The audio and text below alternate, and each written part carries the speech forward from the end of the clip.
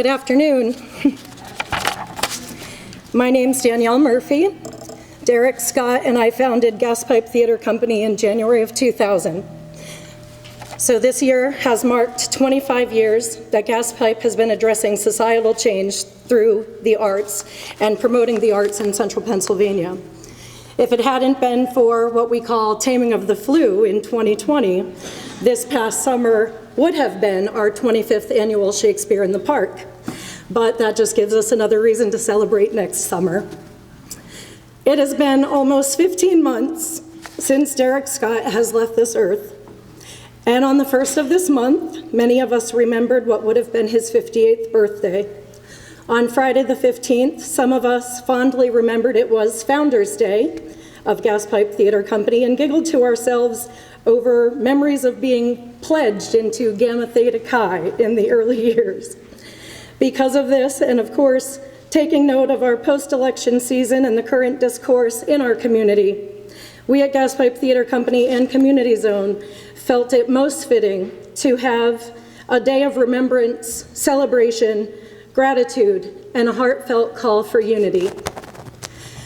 Today we pause to remember not only our beloved Derek Scott, but also our departed former cast members, Thaddeus Davis, Denise Gwynn Bailey, Bernadette Jones, and Joan Long.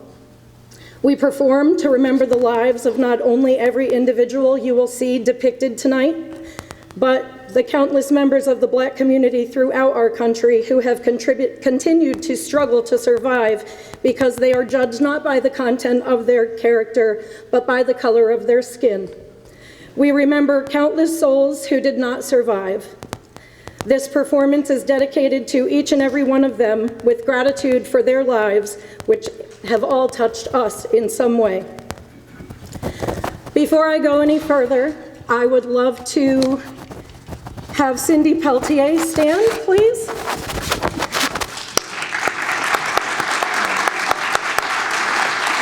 As you know, Cindy Peltier leads the Community Zone, and she has been my right-hand man since the beginning in August when we all decided that we were going to pull this together.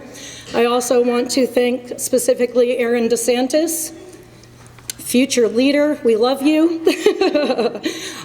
Stephen Eisenhower, Charles Faca, Andy Seal, Harvey Edwards, everyone who was involved in all of the planning and the getting behind of this mission and vision today. Today is not only a celebration of Gas Pipe Theater Company's 25 years, but a time to celebrate the accomplishments of the Black community in America throughout history and today. The strides made thus far and the strength we have in our community as evidenced by all of you here. And so we celebrate you. Give all of yourselves a round of applause.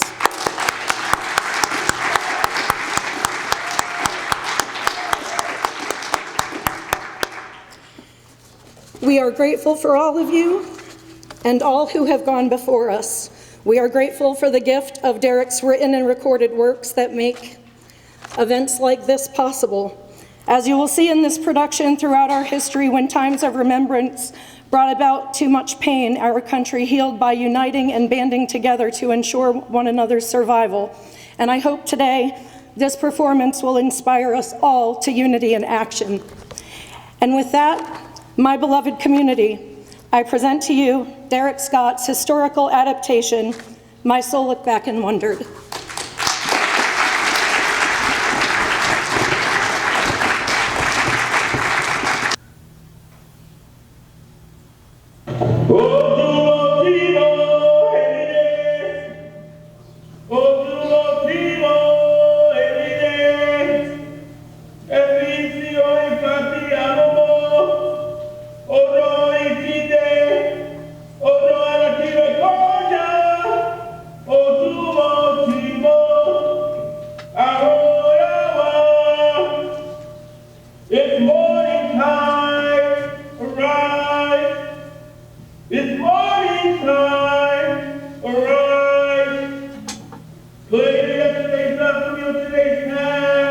The day is night, yesterday is night, it's morning time again.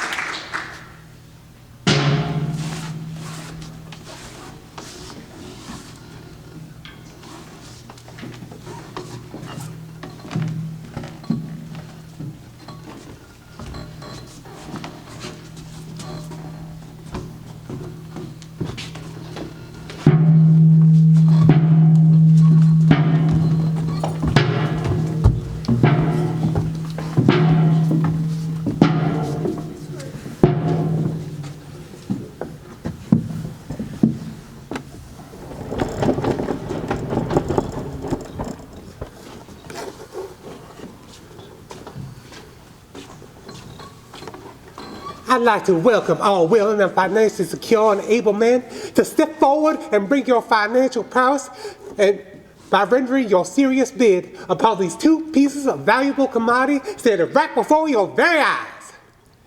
We have, from the dark continent known as Africa, one strong, stoutly built Negro of excellent muscle tone, good teeth. He is slow, yet harmless disposition. His eyes are clear and focused. We'll start the bid at 50. Do I see 50? 50, 50, 50, 50, 50. I see 50, 50, 55, 55, 55, 55, 60, 60, 60, 60, 60, 60, 60, 65, 65, 65, 65, 70, 75, 75, 75, 75, 80, 80, 80, 80, 85, 85, 85, 85, 90, 90. Do I see 90? People, please. This here is 100% pure African-based livestock, gentlemen. Would you just look at this dude on this buck standing here before you? You can get 30 years of work on his legs alone. Another 10 on his back, another 5 or 10 on his arms. That's 50 years of work, gentlemen. You could work it for it, or put him out to the feet, or put him out for stud, or both, all according to your own design. Now, do I hit 90? 90, 90, 90, 90. I think 90, 90, 95, 95, 95, 95, 95, 100, 100, 100, 100, 100, 100. I have 100. 100 go once, twice. So, to the Honorable Judge Parham from the great state of Virginia. Now, the negress. She is slender, also good teeth. She has supple teats, thick, wide hips, which makes her ripe and suitable for childbearing. She is soft yet animal disposition. Her eyes are clear. Now, you must remember, gentlemen, that her worth is threefold. She is low on intelligence, but small enough to know her place. You could work her out in the fields. She can be trained to cook or clean your houses.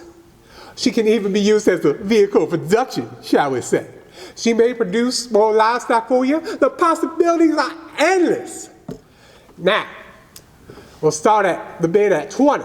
Do I see 20, 20, 20, 20, 20, 20, 20, 20, 25, 25, 25, 25, 25, 25, 25, 30, 30, 30, 30, 30, 30, 30, 30, 35, 35, 35, 35, 40, 40, 40, 40, 45, 45, 45, 45, 45, 50, 50, 50, 50, 50, 50, 50, 55, 55, 55, 55.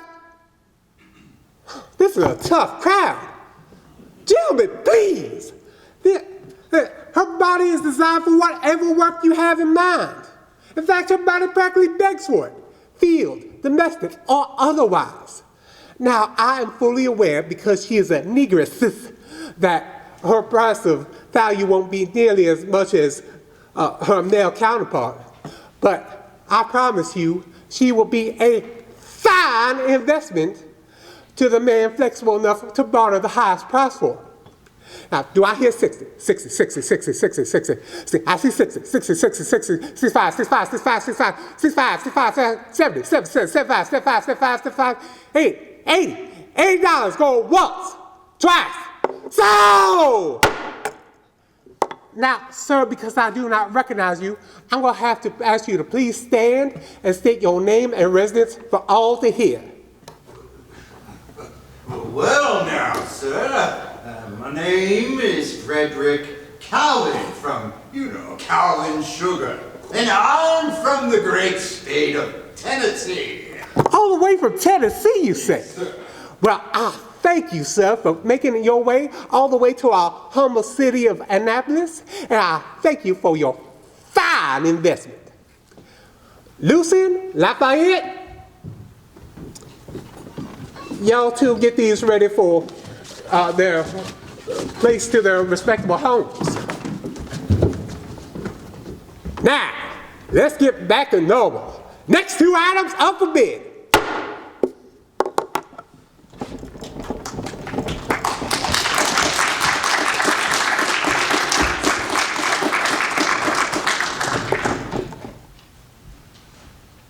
Woke up this morning and I'm dreaming I was dead.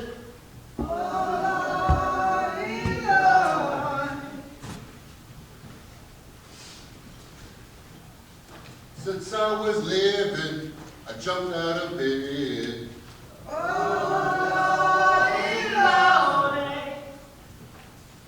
Grabbed my satchel and I put on my shoes.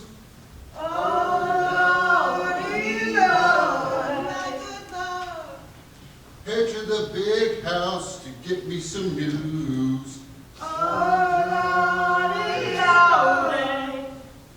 Been picking cotton since the day I was born.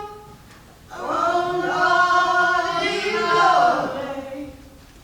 Praying for mama was the only thing been wrong.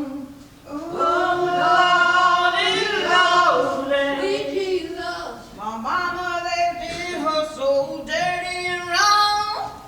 Oh, Lordy, Lordy. I woke up one morning and Lord, she was gone. Oh, Lordy, Lordy. Sweet Jesus. I'm too old. Trying to make it. They sold my woman off on the county blues. Oh, Lordy, Lordy. Had us some children, they sold him too. Oh, Lordy, Lord. Sweet Jesus. I used to feel proud, you know, I used to feel strong. Oh, Lordy, Lordy. Now you see I'm dying inside. Oh, Lordy, Lord. Lord Jesus, answer my prayer. Sweet Jesus, answer my prayer. Lord Jesus, answer my prayer. Sweet Jesus, answer your dead. Everybody, answer my prayer. Answer my cry. Sweet Jesus, answer my cry. Before I die. Oh, Lord. Oh, help me, Jesus. Help me. Jesus. I'm getting too old. You need some help, Ma? I'm getting too old. Come on. I'm too old. I got you. Come on, reach out. They ain't gonna get us, honey. They can't break our spirit. Oh, watch your step. Come on, watch my step. Come on. Help me. Got it? Oh.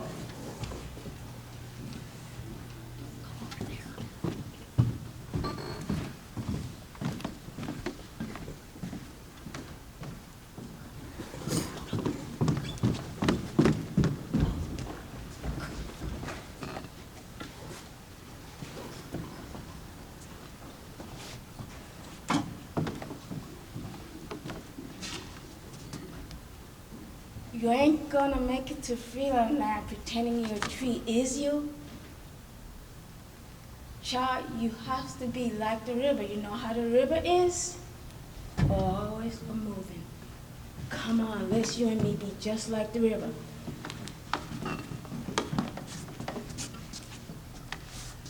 You say you want freedom, right, child?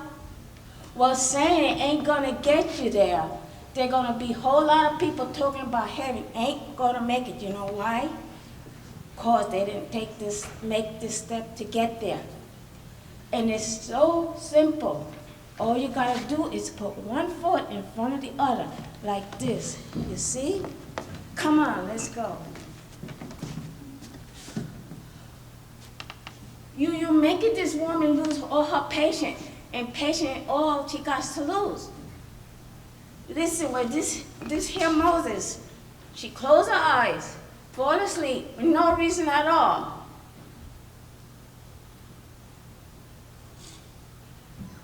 Are you tired?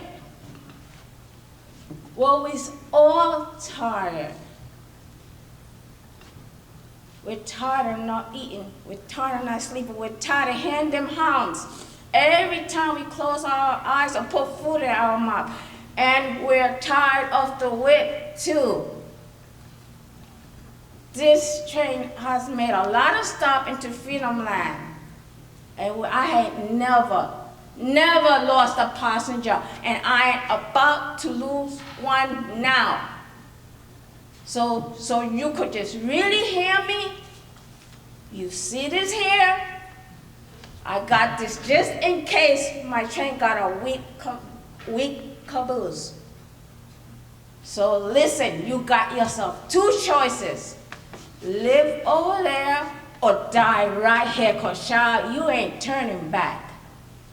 Freedom or death, young man, which one you want?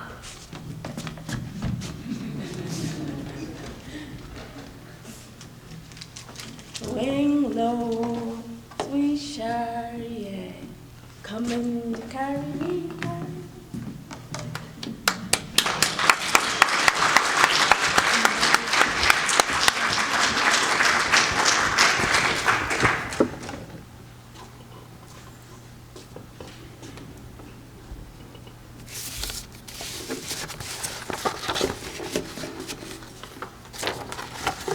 Ladies and gentlemen, my brothers and sisters, entwined in the trouble coil we call the struggle, I'd like to thank you all for coming all this way to see ignorant me.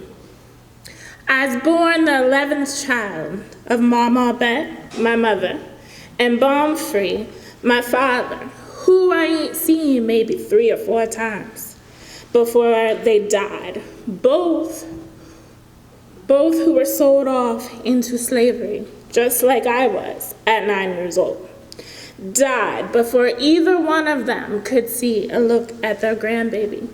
My child died from sickness and starvation because they was too old and too blind to be of use on their owner's plantation. So the good master puts them out on their own to fend for themselves. My folks were made free before I was, except they was too old and too feeble to enjoy it. Freedom, as it would to them, would bring their death. I come here today to speak to you about freedom and death, and about this God-forsaken evil serpent we called slavery. And I'll speak about what I've listed last first. It always strikes me as odd when I hear so-called abolitionist slave folk talking about good masters and bad masters, as if one should be preferred to the other. It's almost like when you hear folk talking about sinning, as if stealing won't get you into hell as fast as covenant. I've been beat by so-called good masters, oftentimes more viciously than so-called bad ones. After all, a lash is a lash, a cut is a cut, and a scar is a scar. I've been beat so bad by a man that it was so bad that there was bone showing. And he did it while he held the good book in his free hand. I've had a master treat me the same as his pets and livestock, and that was supposed to be a compliment. I've had bad masters treat me kind, and good masters treat me cruel. So whenever I'm asked the question, which would you prefer? My answer is nary one.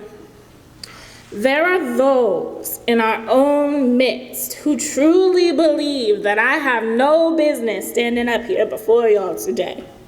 I'm uneducated, ignorant, they say. I don't have skills of refined speech. Words don't fall from my lips like honey from a bee's backside. I am a woman. Why should anyone listen to a woman? And what is more, I'm a black woman. Who in the right mind would sit still and listen to a black woman? Even as I stood up here to speak, even then I could see some of you crossing your arms and turning around in your seats away from me. And I says this to you.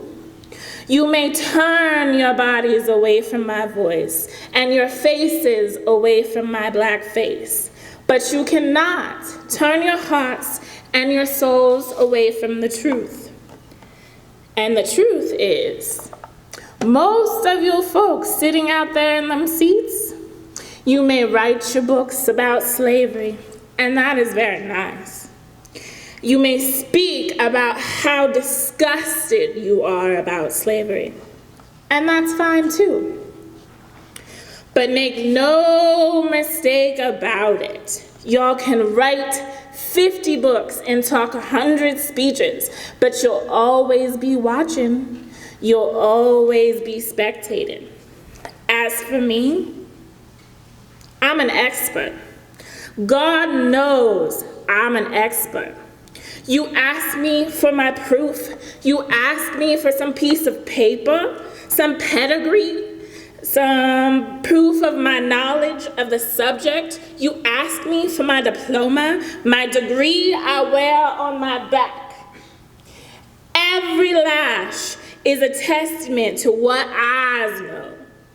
And that is how God says, as an expert. I see now I have y'all's attention. Let's get started.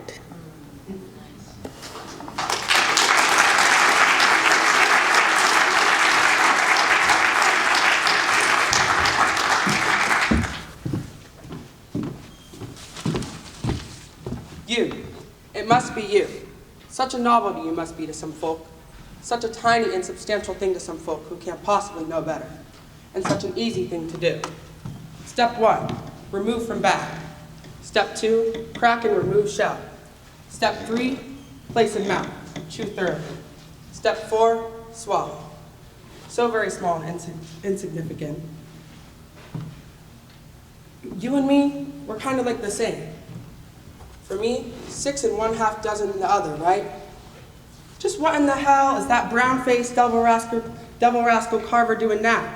He's got no clue in what the heck he's doing. Everyone knows Eli Whitney's cotton gin is the most substantial invention in the world. But what's so great about something that kept slavery in business? Sure, it reaped more cotton, but did it mean shorter periods of toil for my friends when they were burning in the baking hot sun? Not exactly. It meant more picking and more sack stuffing. And when those sacks didn't get stuffed, it meant more whipping and more folks getting sold. Why? Because we's insignificant. When the world sees you, they see a nut. Something that the world chews up and spits out. I know what it's like to be called insignificant. And yes, a nut is what you are, but it's not all you're going to be. So from one nut to another, let's get to work. The world is waiting.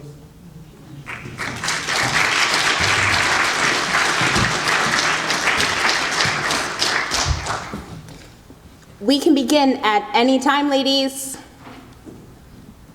Thank you. Thank you. Welcome to the rest of forever. Welcome to business. Welcome to my business. So let's get a few things straight before we get started, shall we? First off, this is not some ladies' tea parlor.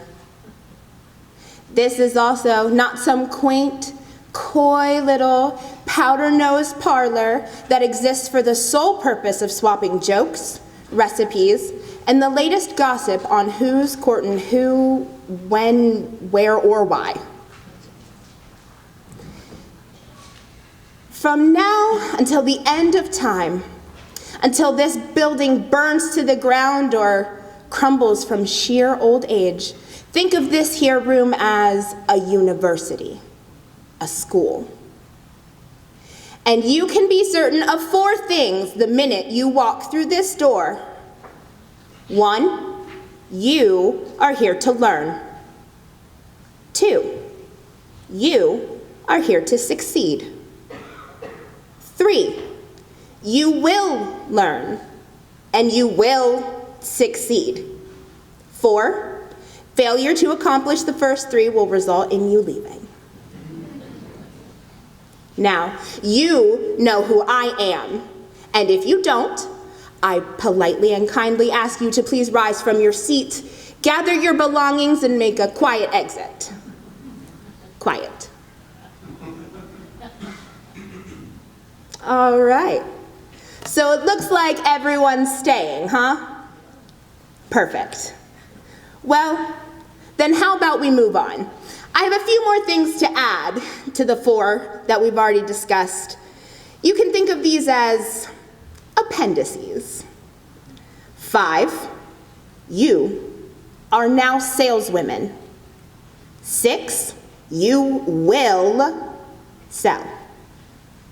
7, you no longer represent dull, mundane womanness. You represent beauty.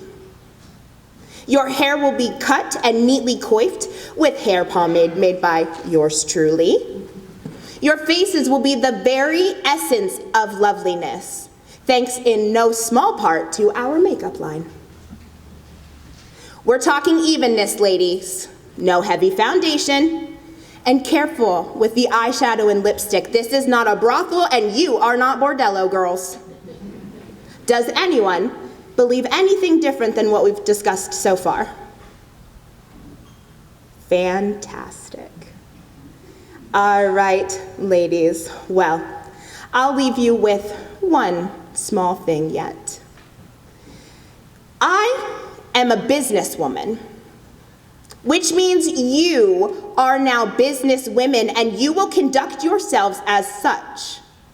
Don't come in here to badmouth the president or Congress or your boyfriend or your husband, etc., because you will find the exit. If you walk in here someday brokenhearted and sad because your husband left you or has the flu or lost his job or left you from the tart that lives 2 doors down the street, I will be sure to send flowers and my condolences after you have said goodbye. Okay. I want to leave you with one last thing. Ladies, expect to be excellent. Expect to grasp not only the bronze ring, but the gold and the silver along with it. And most importantly, ladies, expect to make me money. Because then, and only then, will you make you money. All right, ladies, that's all I have for today. I'll see you tomorrow. Class dismissed.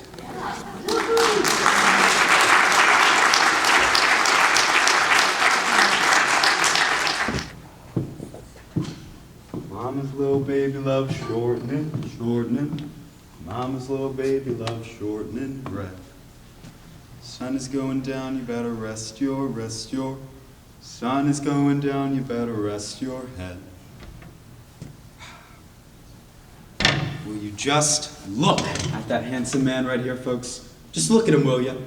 The incomparable, the incredible, Bert Williams. Yeah, sure. Just as long as you keep that burnt cork on your face and that white grease paint around your lips, you'll be just fine, Bert. Just fine. You wear that and you are somebody. Take it off, you'll not only just be another jig, you'll be unemployed. I could have played Hamlet, you know. Yeah, I could have. Alas, poor York, have at thee. Have at thee. I knew him well. Shucks. I could have played all them self-loathing, self-important swells, brother. I could have.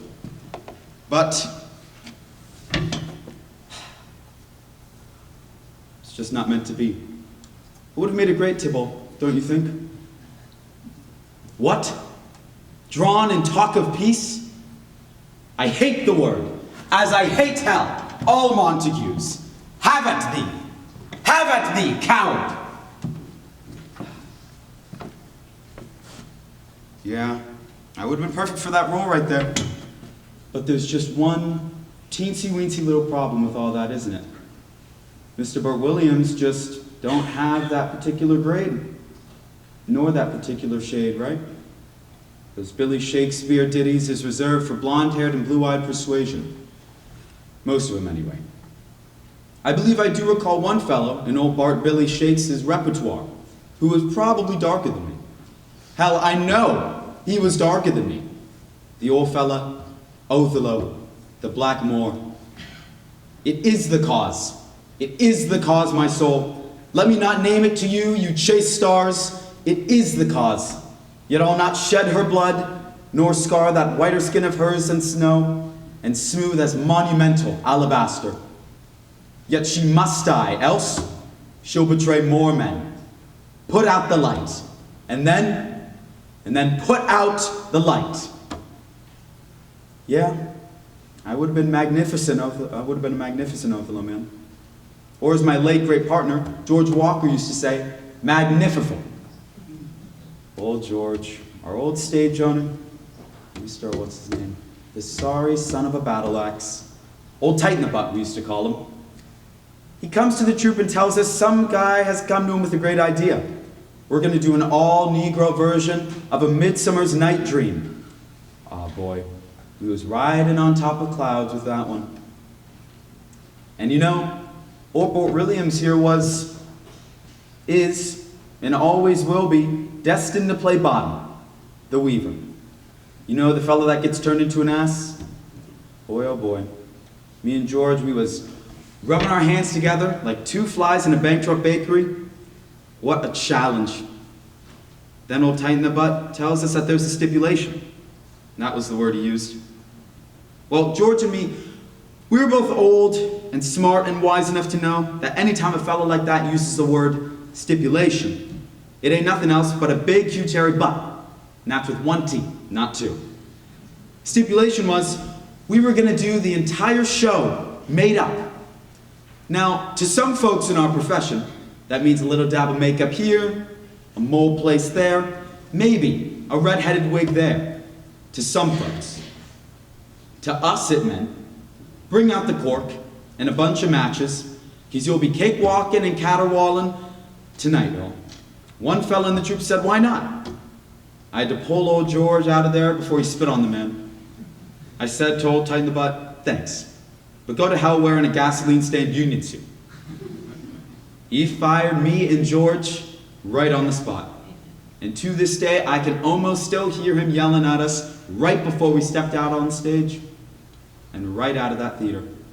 You uppity jigs, I do you a favor and this is how you repay me, you ungrateful sons of a...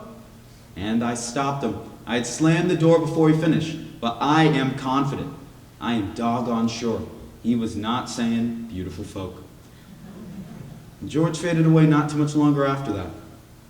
Damn, I miss that man. One hell of an actor. Excellent timing. And he could do a mean cakewalk, like he was floating on the wind. So, what do you suppose happened? A little bit more here, a little less there. Prime rib every night one year, catsup sandwiches the next. And hooked up with Ziegfeld for a spell. Joker had me doing routines wearing top hats and tails, and a rooster costume, complete with plumage and spurs on taloned feet. Shucks, it ain't so bad, right? Right? Met some pretty decent folks along the way, though. Here and there, shook hands with some ambassadors from foreign countries, some clowns from all over America. These days, they want to be called comedians. That red-nosed clown with the top hat, W.C. Fields, met him too. I guess you can call him a friend of mine. He once told some people in the press that I was the funniest man he ever met. And the saddest man that he's ever met. Or something like that.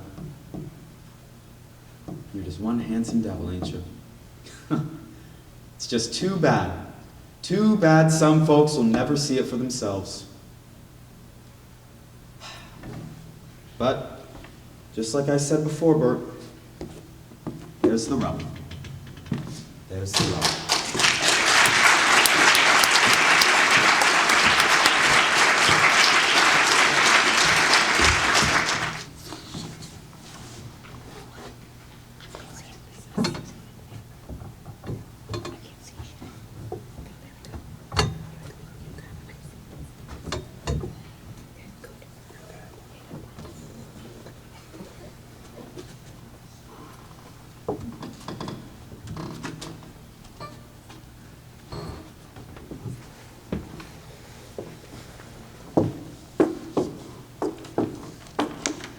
What you doing there, gal? You hear me, missy? Yes, sir. Well, but I asked you a question now. And I answered you. I said that I heard you, sir. Well, I asked you what you doing there. I'm right, although the light is very poor. I can see that myself, Miss Sassy. What I want to know is what you're doing there. Huh. Well, you keep doing what you're doing, I'm gonna haul your black behind off to jail. Oh, I see now. Is that how it works? Some colored person, man or woman, give you some black sass, and you take them back to the grocery store where that jail is, and then you get your cousins, and your friends, and your neighbors, and everybody else to do what they gonna do, right? Well, you must be looking to find out. You and that John Brown mouth of yours. Yeah, you're gonna find out real soon. I tell you, sir, I haven't broken any laws or any rules.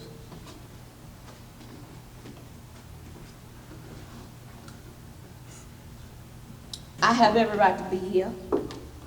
I'm with the press.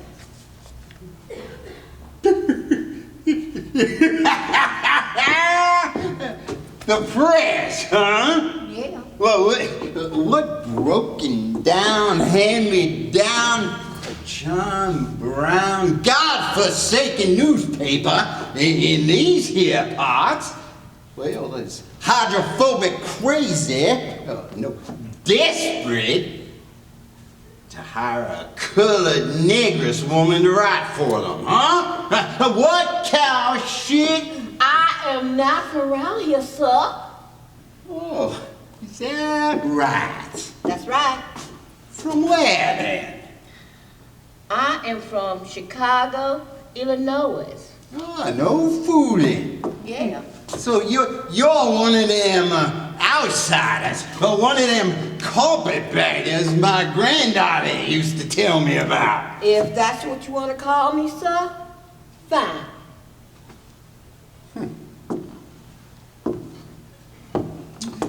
Well, no fooling that you're not from the big city. Well, if you're from the big city, then I'm Ulysses P. Grant. My, you are ignorant. Ulysses S. Grant. Sir, I am from, where the heck am I from?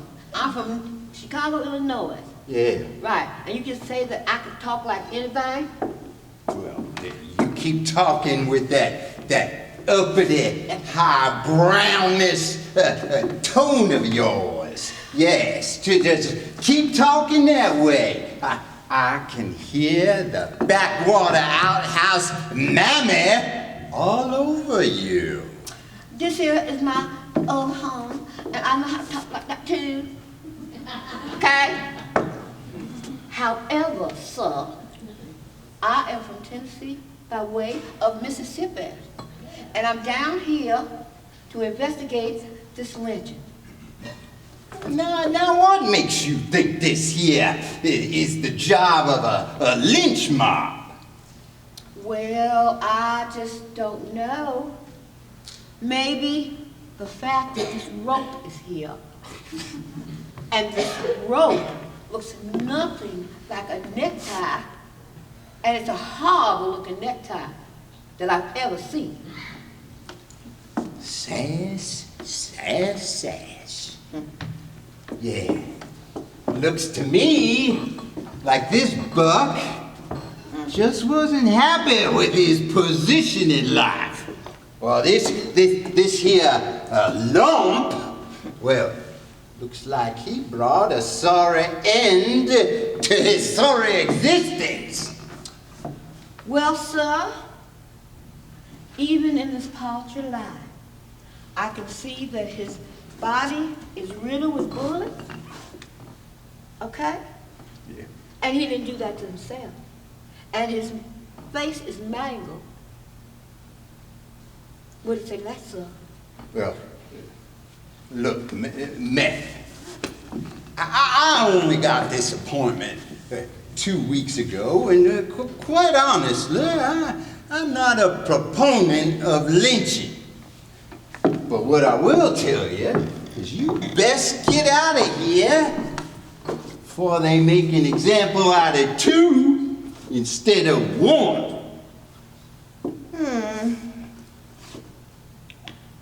Ma'am, is that what you call me? Mm-hmm. And you call him a lump? Is that what you call him? Mm-hmm. You're disrespectful. Just saying.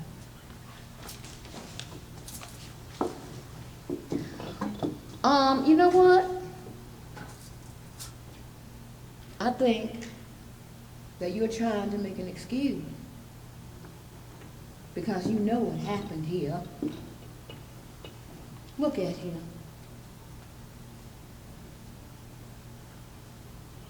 Ma'am, his name? What is his name? You don't know it? I don't either. Do you know his name? Do you care? It's Turman, ma'am. He works about 3 miles, runs a store down the road. Would that be Lawrence Turman? Lawrence Turman, ma'am. Ma'am. Lawrence Turman. Store owner, 3 miles from here.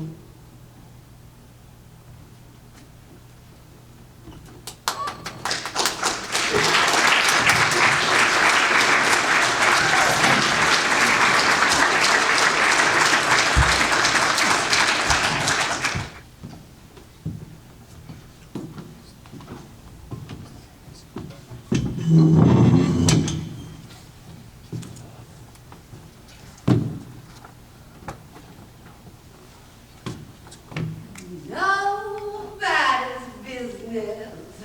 Ain't nobody's business. Ain't nobody's business if I do. Hell, ain't nobody's business if I do or don't. Shoot. Some folks don't care if I do, don't, live, die, go to heaven, or ride on the doorsteps of that other place. Do they, baby? No, they don't. Oh, then again, some folks is totally and truly really concerned. Maybe. Ooh. Ooh. Oh, damn thing. Wear one thing one time and everybody's standing over you like buzzards over roadkill. Want you to wear for the rest of your natural life. Like a crown of gold, majestically rested upon a monarch. Some fella from the local Negro press likes saying that. I swear, feels more like a crown of thorns to me.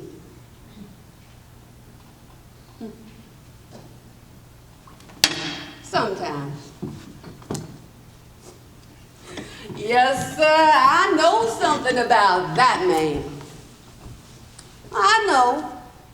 Some folk think I'm the devil's spawn and I ain't got a bit of business knowing about such matters. But they're wrong. See, 'cause I know all about love and hatred, gain and loss, the ecstasy and the agony. And let me tell you, ain't nothing but a thin line separating all of them.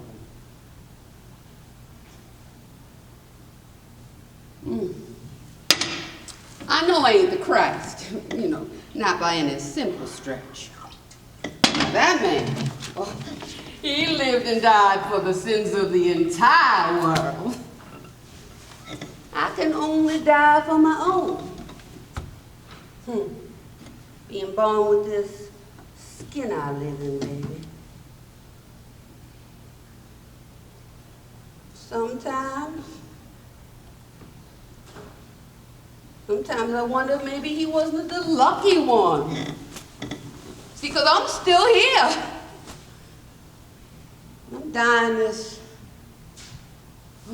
real slow and painful death. I mean, so painful that I'm numb sometimes. I know what you're thinking.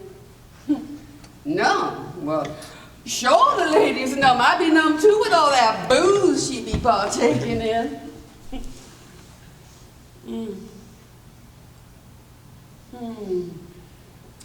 What about the other stuff? That stuff'll make a mule numb. Surely she must like it. Hell, she must love it. Well, I do. Make me feel good when I'm feeling bad. And I don't. Sometimes it makes me feel so good I start feeling bad. I guess that's what you writers like to call a conundrum, ain't it? Is it? Isn't it? Hell, I don't know. This lady ain't never been no Rhodes Scholar, so I won't even start trying to pretend. I'm a singer, baby. Oh, give me some lines on paper and some horns and piano behind me and I'm ready. I'm off. What I'm good at. What I was born for.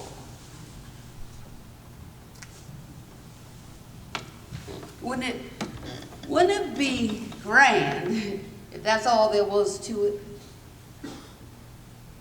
You know, wouldn't it be a special thing if all I had to do was get up in the morning and bathe and brush and get dressed and get to the studio or whatever gig I'm singing at and just sing without having to worry about somebody laying for me. Somebody intending to do me and mine some kind of wrong.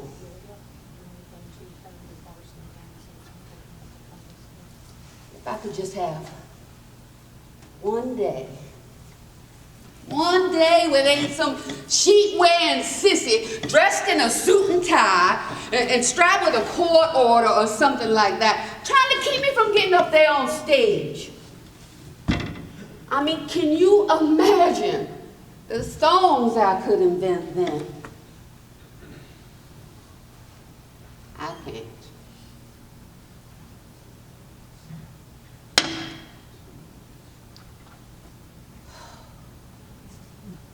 What if I could just come to work, see my band behind me, and that audience in front of me, those notes just lift in the air. If I could just close my peepers and see those notes dancing in space. Oh, man! Wouldn't that beat all? What do you see now when you close your eyes?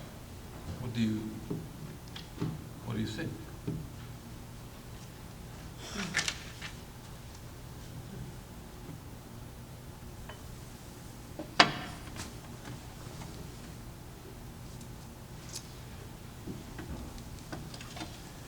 I see a fine spring day. Lots of people congregating about, if you will.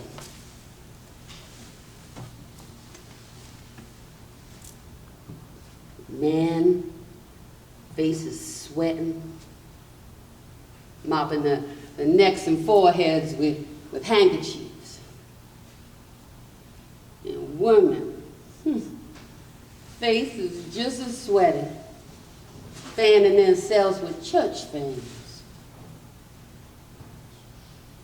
Honest children, from 7 to 17, running around playing tag and kick the can. And they's all congregating about as if they're about to watch a baseball game or see a concert show or something. There's popcorn, peanuts, Cracker Jacks. Men are drinking beer straight from the bottle. And the women are sipping soda pop through straws. Oh, but there ain't no baseball diamond. And there sure ain't no concert show. They standing around a huge oak tree. And leaning up against that tree is a ladder. And hanging from that tree's branches is ropes.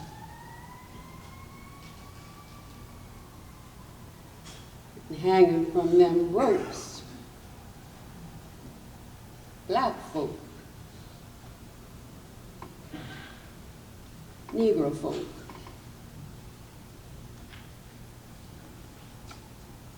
About 6 or 7 of them. A strong gust of wind comes by and you can see them black bodies swaying like leaves in the breeze.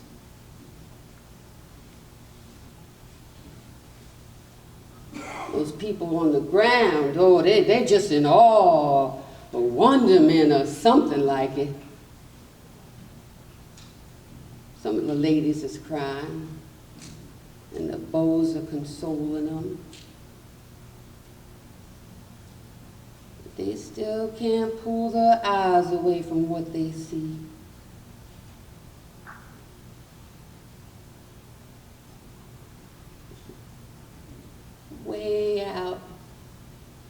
Way out in the distance,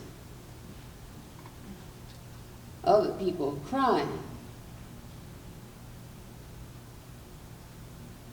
Mothers and fathers,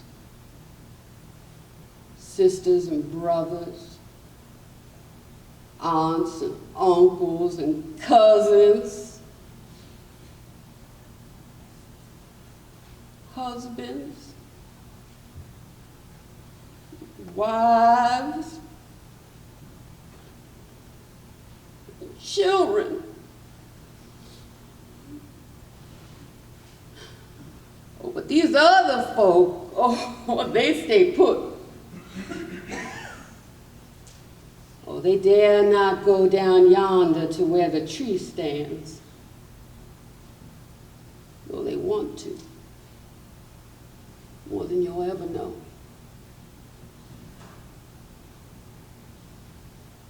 Why? Because they dare not. Lest they too become part of that same tree.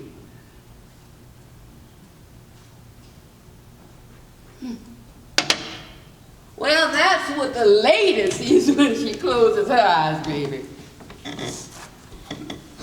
See it when I get up there on stage and sing. I see it when I climb into bed at night and shut my eyes. Yeah. Sometimes I don't have to close my eyes at all. Sometimes I don't have to be thinking about anything at all.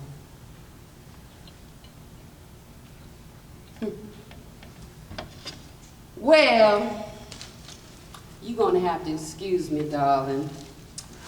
But the lady has to get ready for her next set. No problem, baby. Hey, enjoy the rest of the show.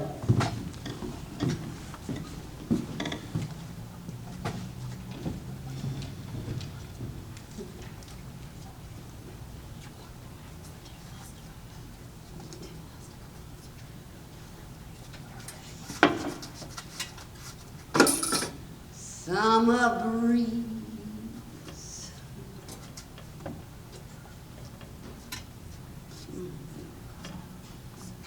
southern trees, bear strange fruit,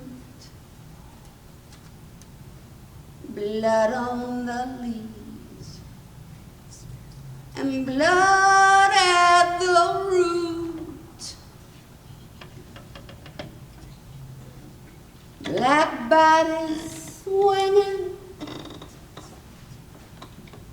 in the summer breeze.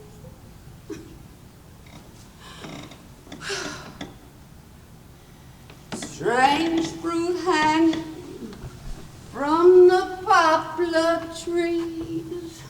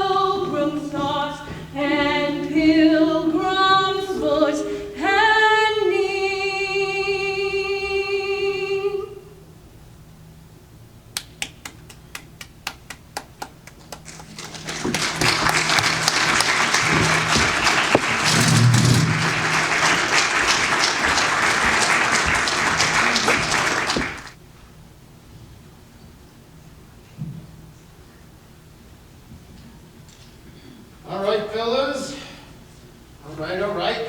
Come on, buck up. Still got plenty of work to do. Okay.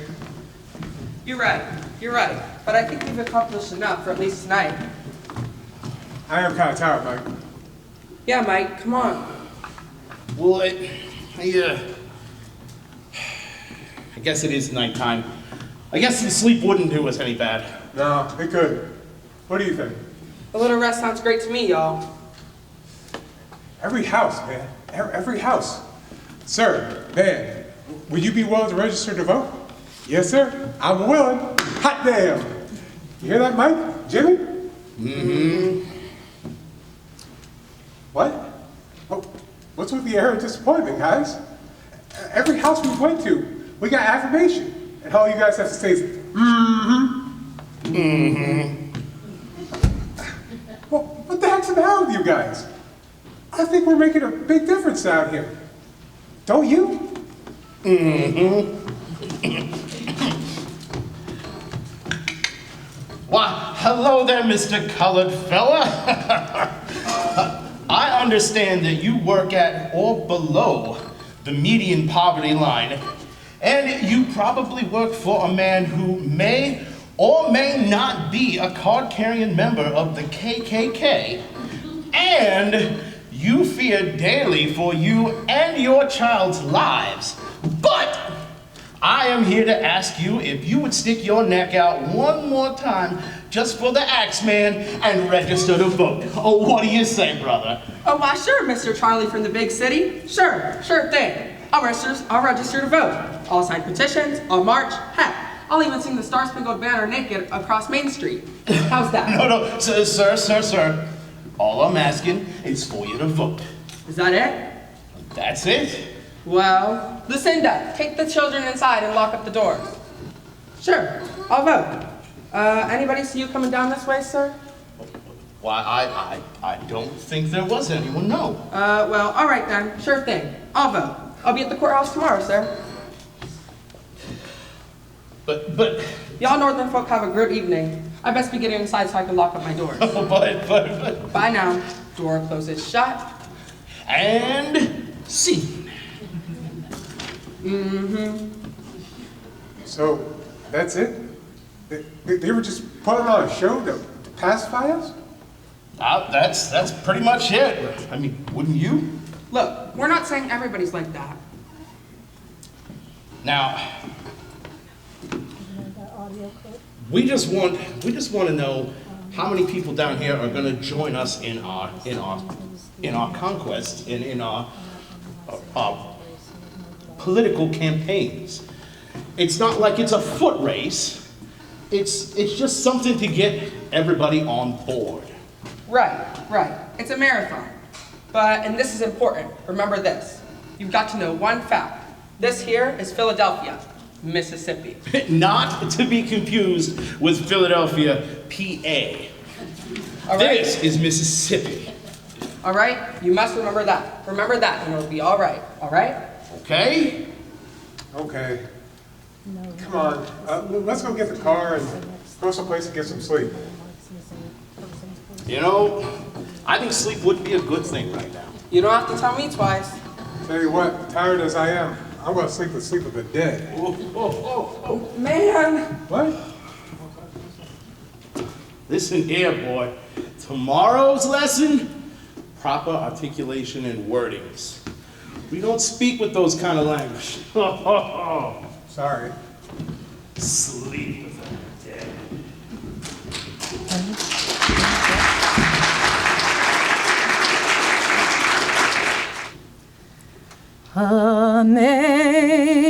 Amazing grace, how sweet the sound that saved a wretch like me.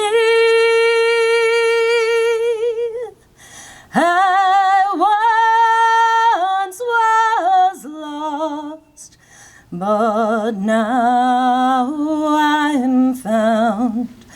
Was blind, but now I see.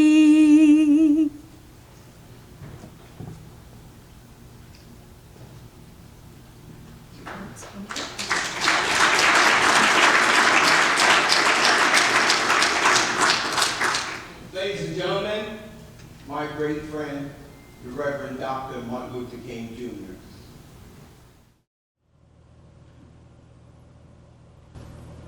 Thank you very kindly, my friends. As I listen to Ralph Abernathy and his eloquent and generous introduction, and then thought about myself, I wondered who he was talking about. It's always good to have your closest friend and associate say something good about you. Ralph Abernathy is the best friend that I have in the world.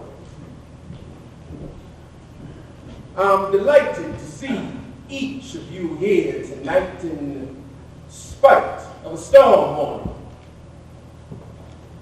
You reveal that you are determined to go on anyhow.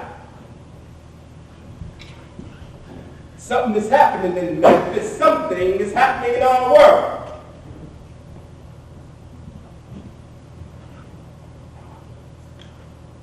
And they were telling me, no, it doesn't matter now. It really doesn't matter what happens now. I left Atlanta this morning, and as we got started on the plane, there were 6 of us. And the pilot said over the public address system, we are sorry for the delay, but we have Dr. Martin Luther King on the plane. And to be sure that all of the bags were checked, and to be sure that there would be nothing wrong on the plane, we had to check out everything carefully. And we've had the plane protected and guarded all night. And then I got into Memphis, and some began to say the threats or talk about the threats down the route of what would happen to me from some of our sick white brothers. Well, I don't know what will happen now. We have some difficult days ahead. But it really doesn't matter to me now. Because I've been to the mountaintop. Yes, sir. And I don't mind, like anybody, I would like to live a long life. Longevity has its place. Amen. But I'm not concerned about that now. I just want to do God's will. Yeah! I need to go up to the mountain. And I've looked over. And I've seen.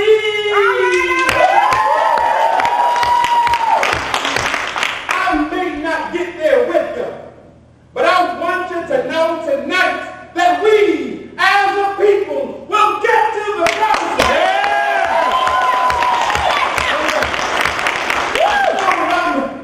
Tonight, I'm not worried about anything. I'm not fearing the man. My eyes have seen the glory of the coming of the Lord.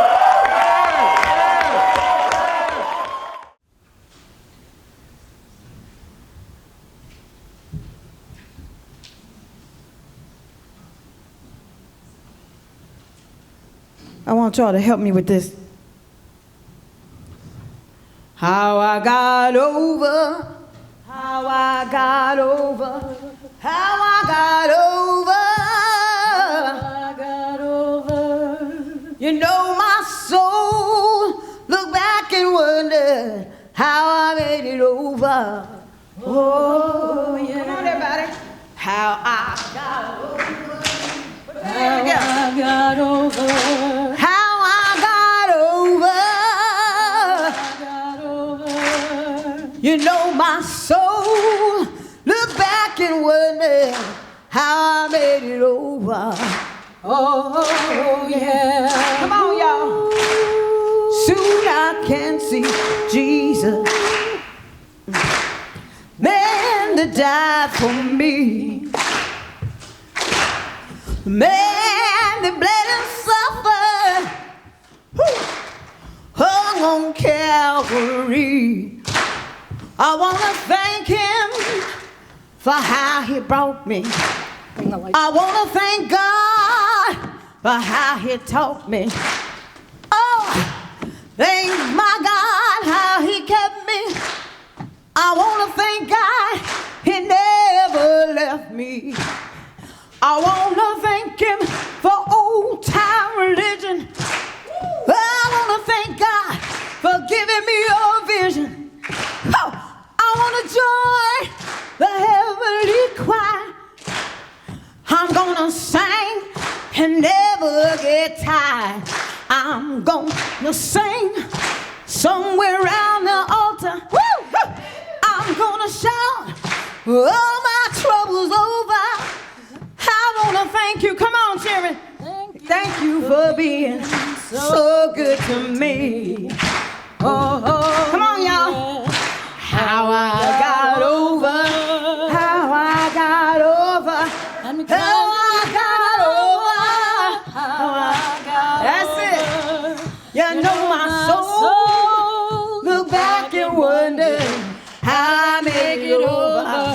Come on up on the stage, y'all. How I got over. How I got over. How I made it over. How I got over. Come on. You know my soul. Look back and wonder how I made it over. Oh, yeah. How I got over. How I got over. How I made it over. How I got over. You know my soul. Look back and wonder how I made it over. Oh, yeah. All right, everybody.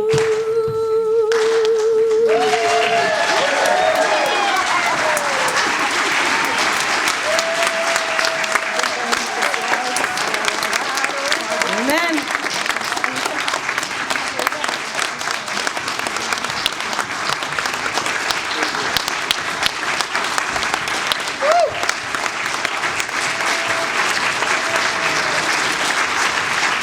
Amen.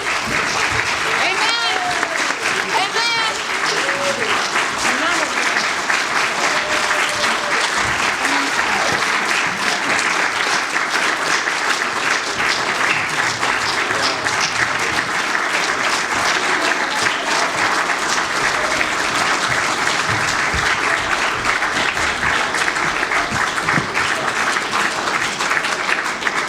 It's okay. Keep letting it go. Mike, is it on? Okay, all right, so I wrote this to wrestle with the elephant in the room. This revised and revived production of My Soul Looked Back and Wondered by the late Derek Scott matches this moment in our nation's recent election results. With the selection of the next president-elect, politicians, pundits, and the public are looking back and wondering about the factors that have brought us to this next chapter in the country's history. Regardless of party affiliation, we are all Americans. And it is in that spirit that the positive promises and platitudes made during the campaigns should benefit all citizens, which will serve to heal the divisive and destructive rhetoric from both sides of the political divide. What must unify the people is loyalty to the Constitution.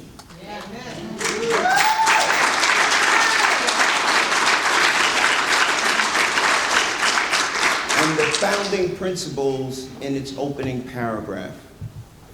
We, the people of the United States, in order to form a more perfect union, establish justice, ensure domestic tranquility, provide for the common defense, promote the general welfare, and secure the blessings of liberty to ourselves and our prosperity, do establish this Constitution of the United States.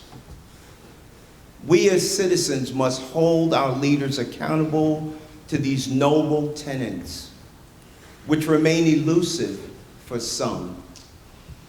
Every one of us should expect our leaders to act in ethical and legal ways that strive to achieve these ideals for all. That's right. Yeah. It is our duty, whether Democrat, Independent, Republican, to set aside these affiliations and with civil discourse, celebrate the successes and critique the shortcomings of our political leaders. The latter leads us to the other recourse, of course, which is civil disobedience. Or as the late Representative John Lewis coined it, good trouble. Good trouble. If we remain divided, we fail and fall.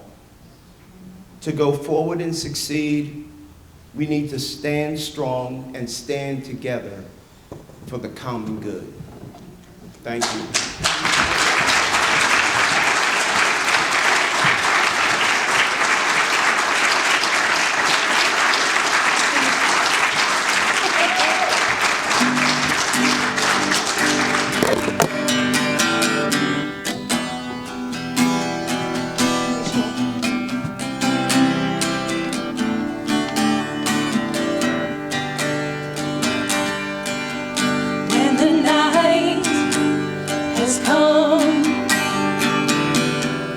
Land